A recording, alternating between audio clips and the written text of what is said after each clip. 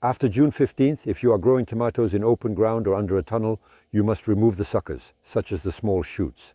So these suckers, you should know, are capable of producing even if they have been removed from the tomato plant.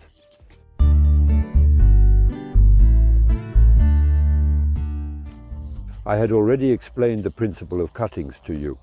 Cuttings are made quite early in the spring and in a greenhouse starting from April and May. These are cuttings that are made in small 7 centimeters pots with a semi-compost mix. Then the tomatoes are cultivated like other plants.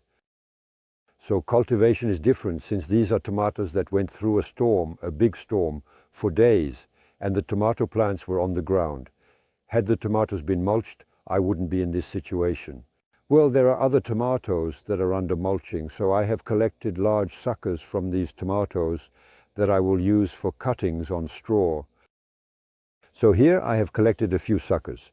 The key with the sucker is that it should be at least as thick as a pencil, even slightly thicker, to successfully make this cutting. So here we are in a mulched area. If we look at the bottom, it's straw that has been there for almost a month. So if we remove the straw, the bottom is very moist because there's no more, and then the straw retains the moisture. If I extract the soil, there you go. We really make clumps. So it's very fresh, which is exactly what will allow me to successfully do my cuttings. So taking cuttings is actually very simple and straightforward. I really select my sucker with a stem that's as thick as a pencil. I remove the leaves from the bottom and I am going to plant it at this depth, which is, let's say, approximately 10 to 15 centimeters. So for the cuttings, I use an iron bar. I very carefully make a hole. I slowly and very gently insert my stem into the hole. If I were in a very dry period, I would water the bottom of the hole. Here, it's not necessary. I pack the base, I bring the straw around the leaves.